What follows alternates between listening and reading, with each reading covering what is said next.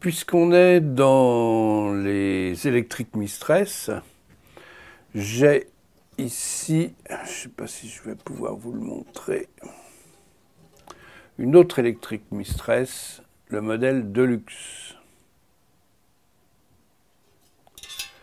Alors le modèle Deluxe est assez similaire à ce modèle-là. Il y a quelques petites différences, on verra ça sur le schéma après. Je vais simplement vous faire écouter le son. Je vous montre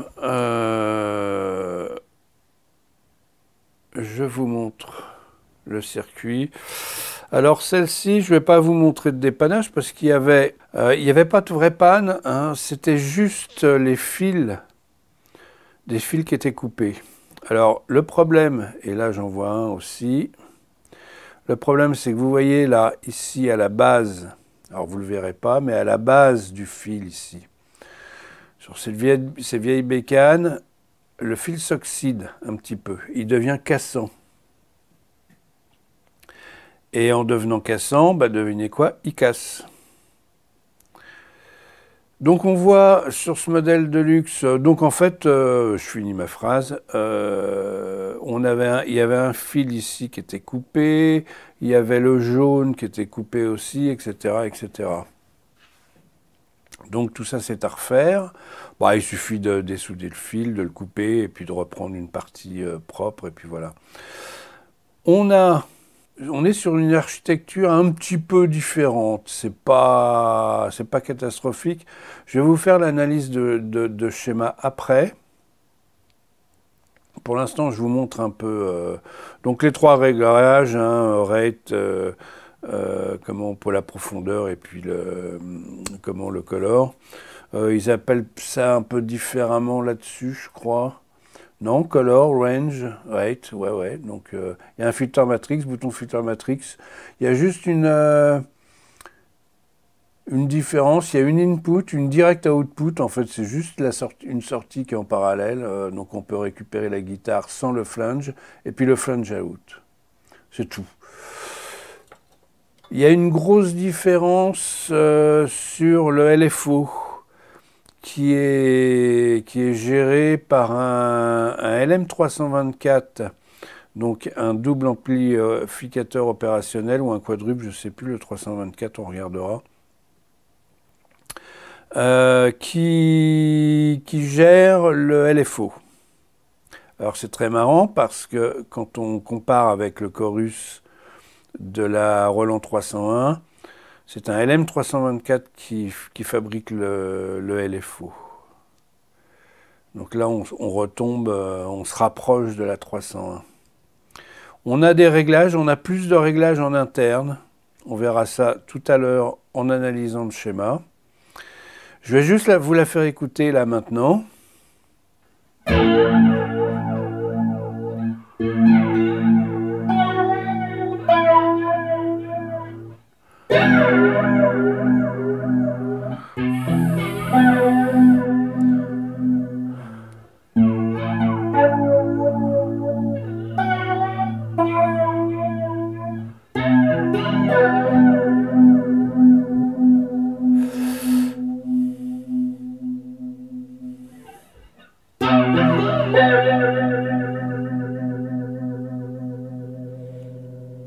Alors le LFO à fond.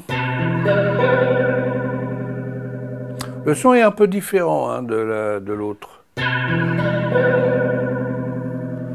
Il est plus, je sais pas, il est plus profond peut-être.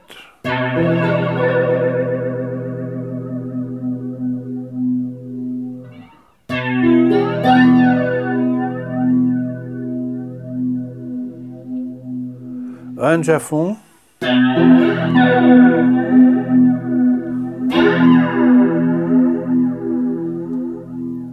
Range au minimum.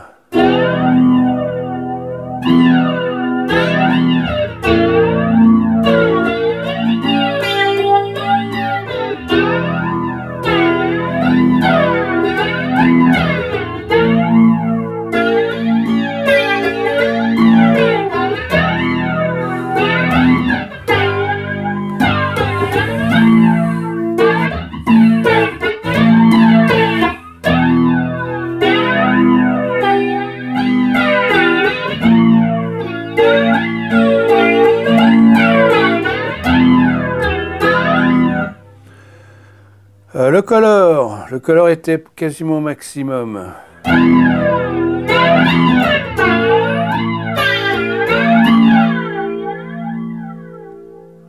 Au minimum. Ça joue principalement sur les aigus.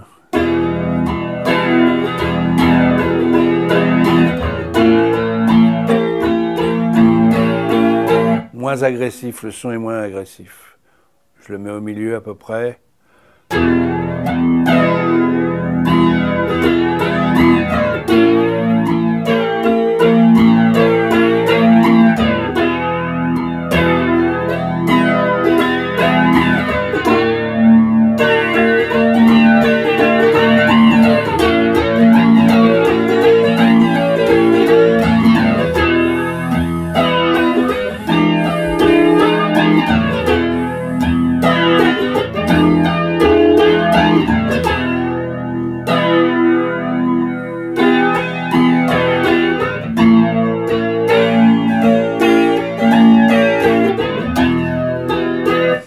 Ouais, je trouve le son très sympa, hein. Je le trouve peut-être un petit peu plus intéressant que celui-là, mais je ne l'ai pas écouté depuis 2 jours, donc il faudra vraiment... On va essayer de passer de l'une à l'autre. J'ai pas de pédale AB, il faudrait que je m'en fabrique une.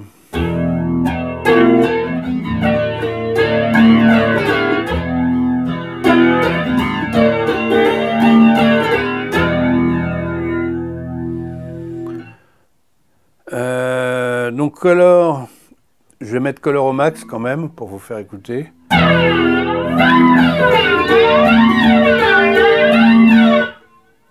Ça devient tout de suite un peu plus agressif dans les aigus.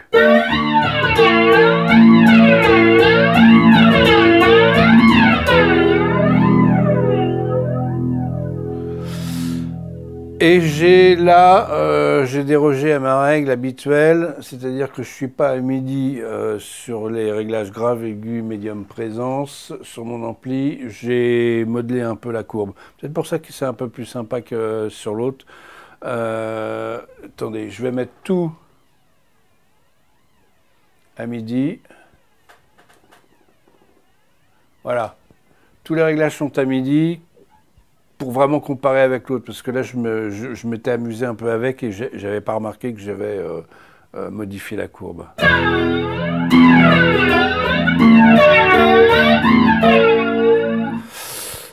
D'accord, donc color à fond, on baisse un peu l'agressivité des aigus.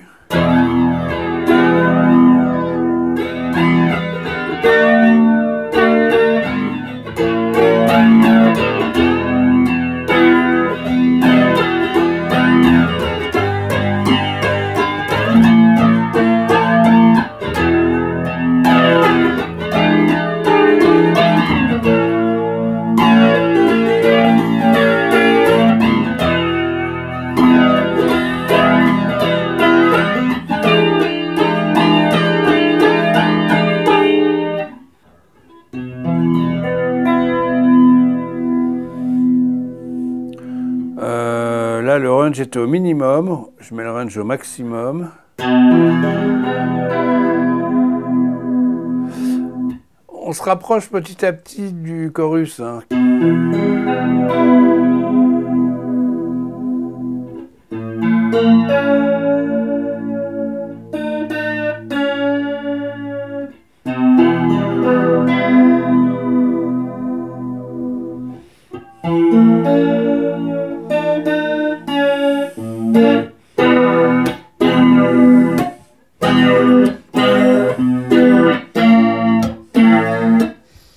On se rapproche. Là, j'ai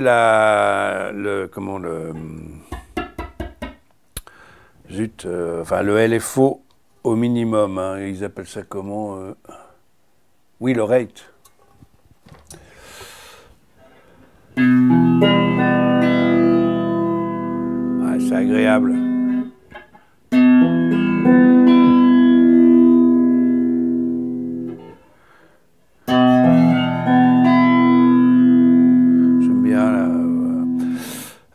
Mon ampli, là, c'est un 10 pouces hein, qui a comme HP, donc c'est pour ça que les aigus sont peut-être un petit peu... Les graves sont moins profonds qu'avec un 12 pouces, évidemment.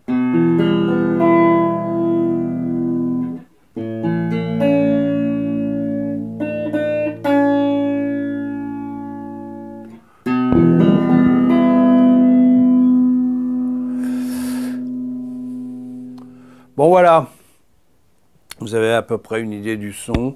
On comparera par rapport à l'autre. Je la remets dans la boîte et puis je vous reprends après. Bon ben voilà, elle est remontée. J'aime beaucoup.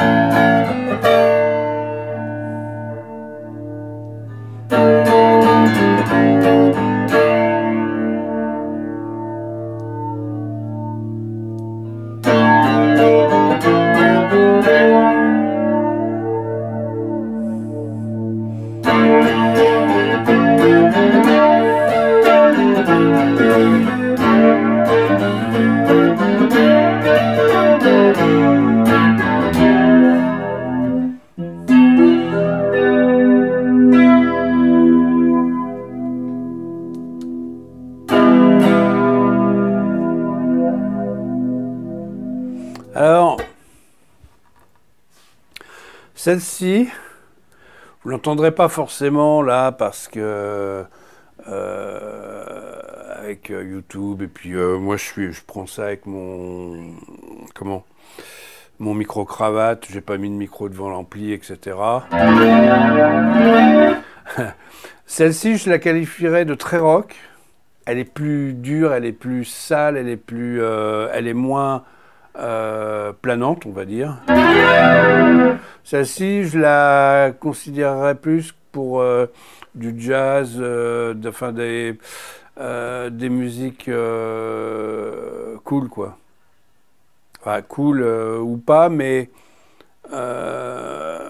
l'effet est beaucoup plus ample, il y a plus de basse. Celui-ci, là, il est plus, il est plus rock.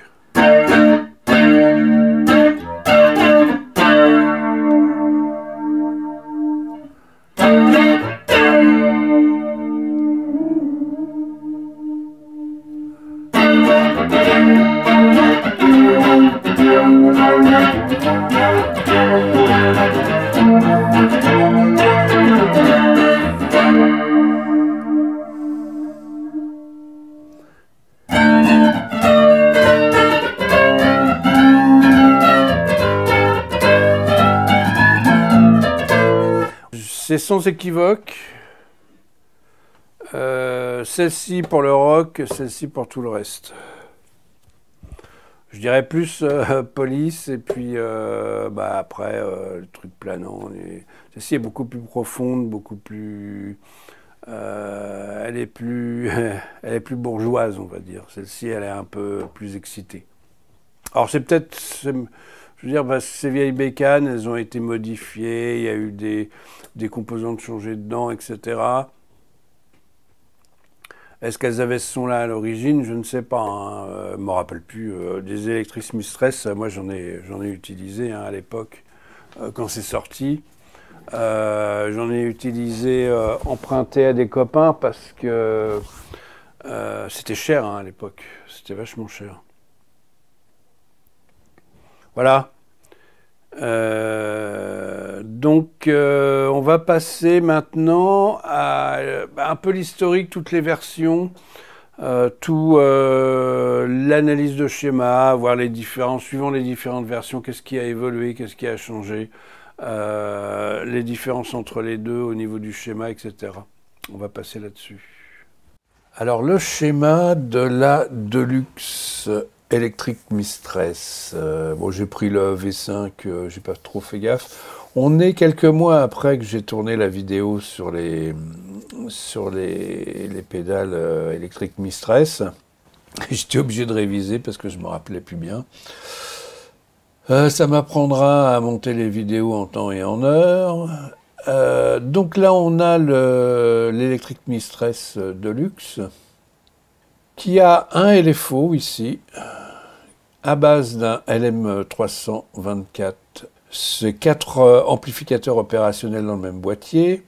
Ensuite, on a un LM11 qui va piloter une bascule flip-flop qui va nous fournir les 2 signaux d'horloge. Pourquoi 2 signaux d'horloge? Parce qu'il y en a un qui est positif et un qui est négatif. Ça, c'est lié... attendez, c'est Q... ah non, celui-là. Ah, le RD. Alors, on arrive au BBD. Le BBD, c'est le circuit qui fait le délai. Lui n'a besoin que d'une cloque, apparemment, puisqu'on a Q et Q bar qui ne sont pas utilisés. Pin 14, ça c'est l'alimentation. Ouais, donc celui-là, le RD 5106A, a besoin que d'une cloque. Je n'avais pas remarqué. Eh bien, tant mieux, tant mieux, tant mieux. Alors, c'est le schéma très classique, hein. Un buffer, on filtre, on arrive sur le BBD. Le BBD est piloté par une horloge. On a le signal direct qui est repris ici, là vous voyez, là ici en pin 7, qui est renvoyé à la sortie du BBD. Et en mélangeant les 2 signaux, on a d'un côté un signal qui fluctue, qui a un délai, qui fluctue au gré du réglage de LFO, donc du rate qui est ici. Et on va se retrouver avec une espèce de filtre en peigne, en fait, qui va fluctuer et qui va se mélanger au signal qui, lui, ne bouge pas, et on va avoir des déphasages glissants, on va dire. C'est parce que la fréquence est glissante. Voilà en gros la structure de la Deluxe. C'est exactement la même structure que l'électrique Mistress normale, sauf que on n'a pas du tout les mêmes composants. On va y revenir, parce que je voudrais vous montrer le schéma de la Roland 301. Ça, c'est le chorus de la Roland 301. Et on a exactement la même structure. La même structure, la même architecture, si vous voulez, mais faite différemment. C'est-à-dire qu'ici, on a un 324, donc comme chez l'électrique Mistress Deluxe, qui nous fabrique un LFO qui va piloter un 4001 qui sert de clock. Donc on va avoir une clock avec une fréquence glissante. On va avoir un diviseur de fréquence, ça c'est propre c'est propre à la RE301. On va donc se retrouver avec une fréquence qui fait 25 à 125. J'ai regardé la fréquence qui sort du 4001, on est au double, hein, donc on divise la fréquence par 2. On a une porte nord ici qui va nous fournir... Alors vous voyez, la cloque, elle sort, on va l'appeler la cloque positive, elle sort ici. Et la cloque négative, c'est-à-dire en opposition de phase avec la cloque positive, en 12. On a besoin sur un MN3004, qui est le BBD, qui est à 512 cellules, on a besoin de ces 2 cloques déphasées parce qu'en fait, dans ces circuits, on a besoin d'une cloque qui va charger le sample pour chaque cellule et une cloque qui va décharger le sample pour chaque cellule. C'est comme ça que ça marche, ces anciens BBD. Si on regarde l'électrique Deluxe, on a un RD 5106A.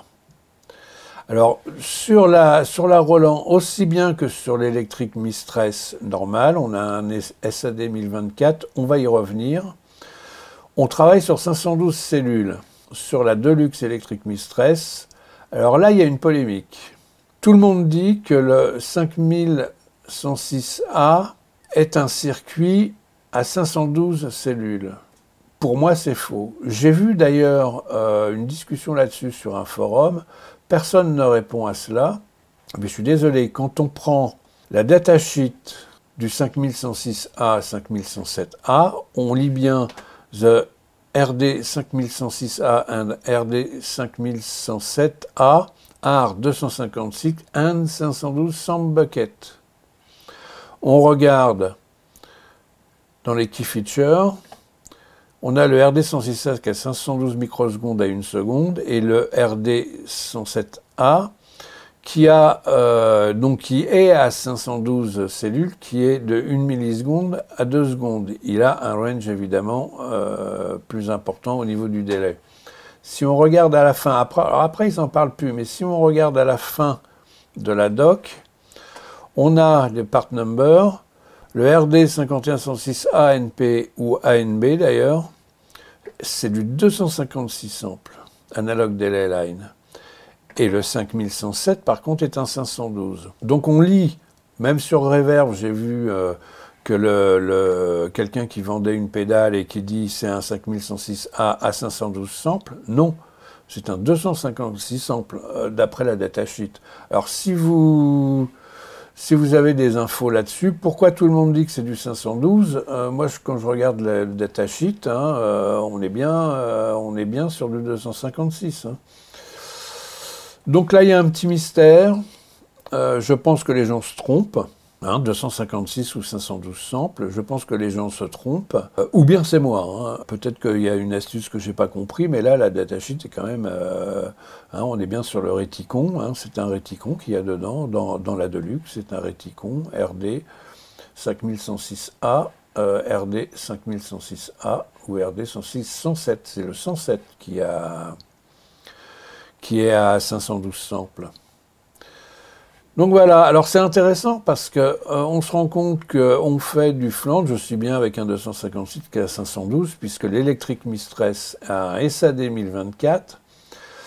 Et le SAD 1024, alors juste un petit mot sur l'Electric Mistress normale, j'en ai déjà parlé dans l'autre vidéo, donc on ne va pas rentrer dans le détail. Mais on a le LFO qui est fait à partir d'un 4013, donc pas du tout de la même manière que l'électrique Deluxe, puisqu'on a un LFO qui est fait à partir d'un LM324. Et ensuite, là, on rebalance. Alors, ça doit être... attendez, j'ai pas mes lunettes pour lire. Et là, on rebalance l'horloge qui est fabriquée ici, ICB3, par ICB3, une positive, une négative. Comme pour le 3004 de la Roland 301.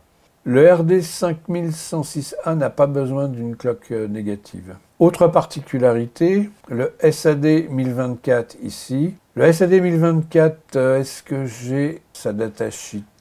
Voilà, le 1024. Le 1024, c'est un 512 stage multiplié par 2. On a en fait 2 lignes à retard que l'on peut coupler d'ailleurs pour faire du 1024 étages, cellules. Et on se rend compte en fait en regardant le schéma de l'Electric Mistress normale qu'on a toutes les pins du deuxième BBD à l'intérieur de SAD qui sont à la masse. D'accord?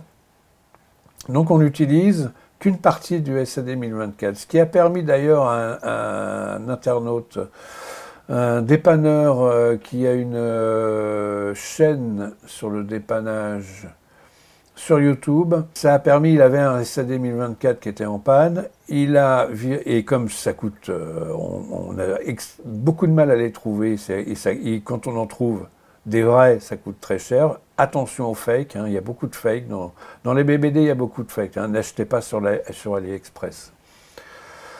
Donc ça lui a permis de prendre, je crois qu'il a pris un réticon d'ailleurs, un 5106, qui était plus facile à trouver, ou autre chose, je ne me rappelle plus sa vidéo exactement.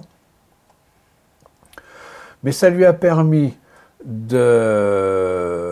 Attendez, je suis perdu. Oui, ça lui a permis de changer... Décidément, je suis bien perdu.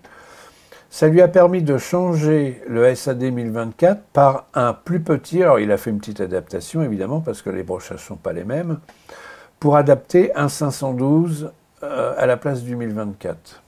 Donc ça c'est bon à savoir, c'est-à-dire que si le SAD 1024 est en panne et qu'on a du mal à en trouver, on peut adapter un 512 à la place, à condition de faire un petit circuit qui va faire correspondre les pattes au bon endroit. Donc vous voyez, on a trois en fait manières de faire exactement la même chose. Alors on va me dire, oui mais ça c'est un chorus sur la Roland, ouais, mais cette manière de faire similaire, c'est-à-dire cette architecture similaire, on peut l'utiliser pour faire aussi bien du flanging que du chorus. Alors attention, il y a des chorus qui sont plus sophistiqués que ça. Nous là, on est sur la base du chorus, c'est-à-dire un chorus simple. Il y a des chorus qui ont plusieurs BBD qui fonctionnent en parallèle, enfin en couche en fait.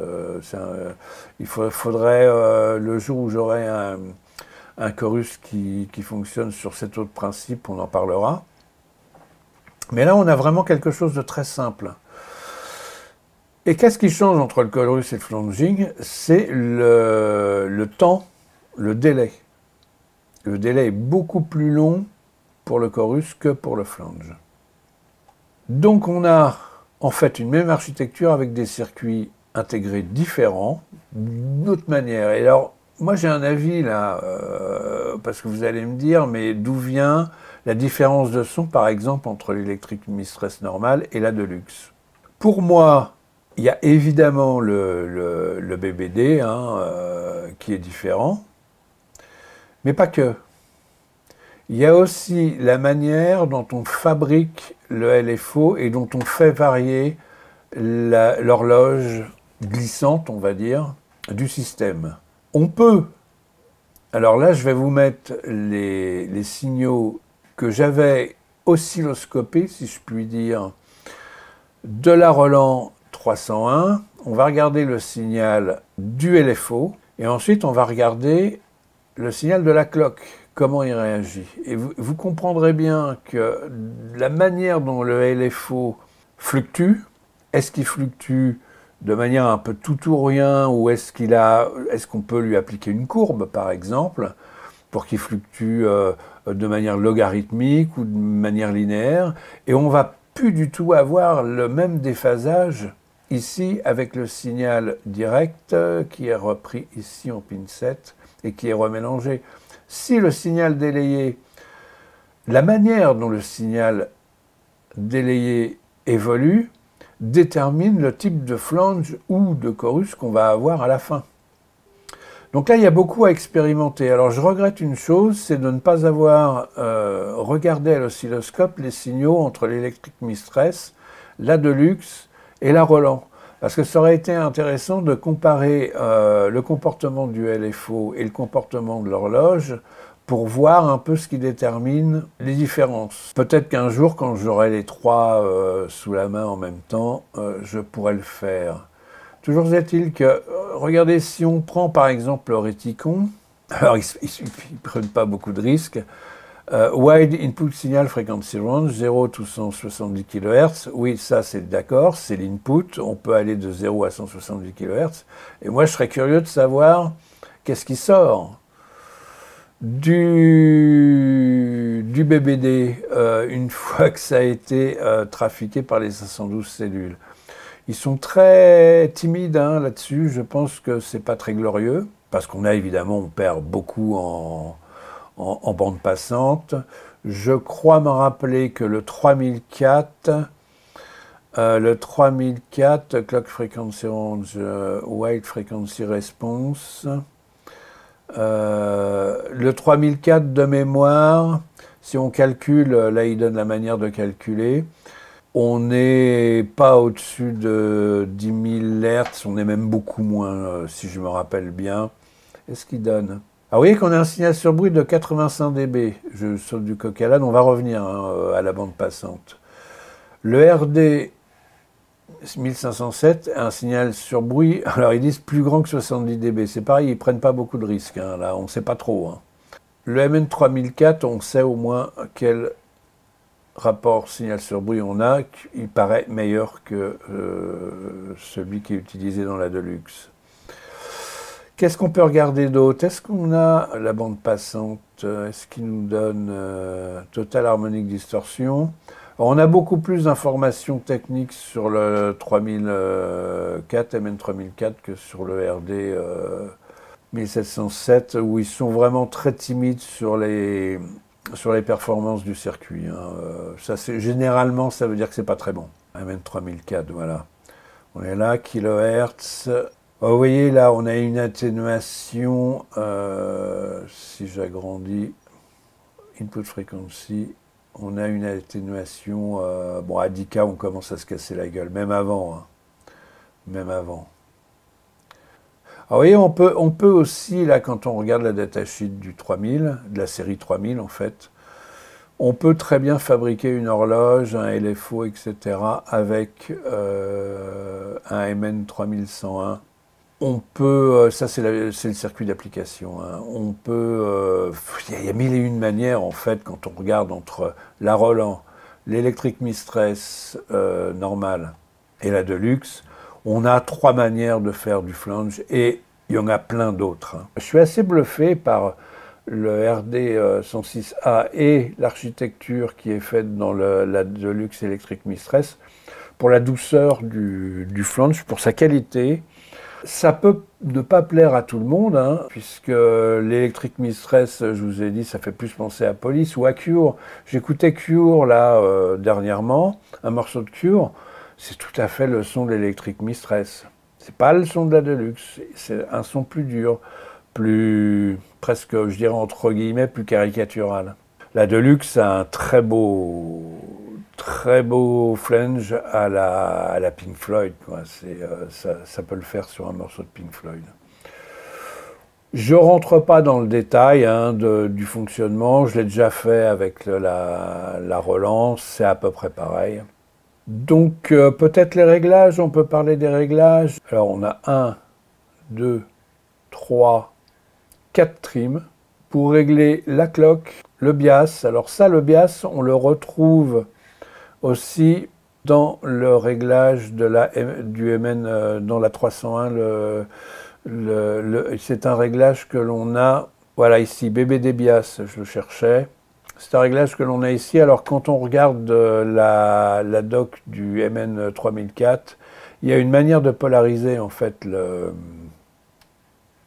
BBD et c'est un réglage que l'on doit avoir. Je crois que j'en avais parlé sur la vidéo, je vous avais montré comment on réglait le bias parce que c'est documenté dans le service manuel de la 301. Donc je vous renvoie à la vidéo, je ne me rappelle plus des détails. Donc on a évidemment un réglage de bias. On a le réglage du mix entre les deux, ce qui n'existe pas sur la Deluxe. On peut choisir le taux de signal direct et de signal indirect passé par le délai avec ce trim. Donc ça, on peut... On a le fallback aussi. Le fallback, vous savez, c'est comme sur la Deluxe normale, c'est la contre-réaction qui renvoie... C'est une sorte de réglage de présence, quelque part, il y a un filtrage. Et là, on règle, je vous avais montré dans l'autre vidéo, on règle de manière à ce que le système ne rentre pas en oscillation. On peut régler aussi le plus ou moins dur, parce que ça durcit un peu le son, ça travaille sur les aigus aussi. Pour ça c'est à régler à l'oreille. Et j'oublie un réglage, bias, mix, fallback, donc j'ai fait les quatre. J'ai fait les quatre. Écoutez, je crois qu'on a fait le tour. Bon, là, on a l'alimentation, comme avec la Zener qui est en référence, comme sur l'électrique. Alors non, le circuit est plus simple là, puisque sur l'électrique Mistress normale, on a un transistor et on a une régulation un peu à l'ancienne en composant discret. Là, on prend un 72, un 7812, très classique. Alors c'est un L, c'est un petit.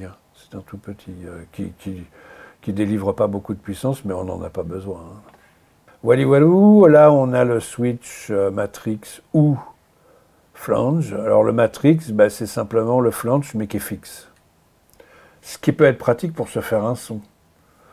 Un peu à la, je vais dire un peu à la Zappa, parce que ça donne un peu, quand il est en mode matrix, ça donne un son de wah légèrement ouverte. Si vous rajoutez un peu d'une fuse par exemple, comme avec l'Ibanez WF10, qui est une wah avec fuse, on a un son qui est très proche du son de Zappa dans ses solos, ou par exemple le morceau de ZZ Top Dusted, la guitare à un moment, alors c'est une wah qui est ouverte avec un fuse, mais quand on règle, quand on passe en matrix, c'est-à-dire le flange mais fixe, on se retrouve un peu avec un déphasage qui ressemble beaucoup au son que l'on a avec une wah ouverte. C'est un peu différent, hein, les puristes vont me tomber dessus, mais on a un son très très intéressant à ce niveau-là. Oui, c'est dans Dusted, dans l'album Mescalero des ZZ Top, Dusted. Écoutez ça, le morceau est génial en plus.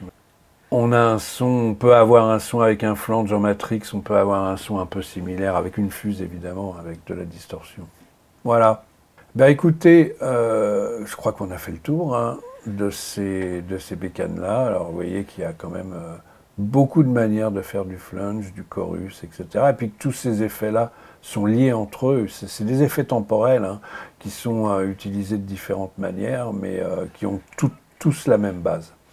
Bah écoutez, je vous laisse, et puis bon, bah on va continuer. J'ai du Marshall, j'ai une vidéo Marshall qui est tournée déjà. Le Marshall il tourne parfaitement bien, mais j'ai pas encore monté. Puis on va passer après alors à quelque chose qu'on m'a réclamé dernièrement. J'avais fait une vidéo l'année dernière sur le Filmosound, la première partie où je présentais les Filmosound. Et ben là, j'y m'y remets, c'est l'Arlésienne un peu, cette histoire de Filmosound, mais là, je vais refaire un Filmosound complet, ce sera le deuxième que je ferai, et je vais le faire pour Camille Rustam, qui m'a dit d'ailleurs que je pouvais le citer, donc je ne me gêne pas. Ça va être une série, là, où on va vraiment fabriquer un Filmosound de A à Z, à partir d'une base Filmosound, évidemment. Ce sera un modèle à 6V6, parce que j'ai déjà fait un modèle à EL84, et là, le modèle que je fais, un deuxième donc pour Camille, ce sera un modèle à 6V6. Le premier était EL84. Il veut voir la différence, et puis comme il aime le son du premier, bah, je lui en fais un deuxième. Je ne sais pas ce qu'il veut faire avec, peut-être jouer en stéréo, je ne sais pas du tout. Donc tout ça va sortir. J'ai aussi des vieilles vidéos sur mes disques durs, sur du Fender 60, des années 60, etc. que je montrerai. Donc tout ça va sortir bientôt. Ben, écoutez, à la prochaine, et puis portez-vous bien, faites bien attention à vous. Bye bye.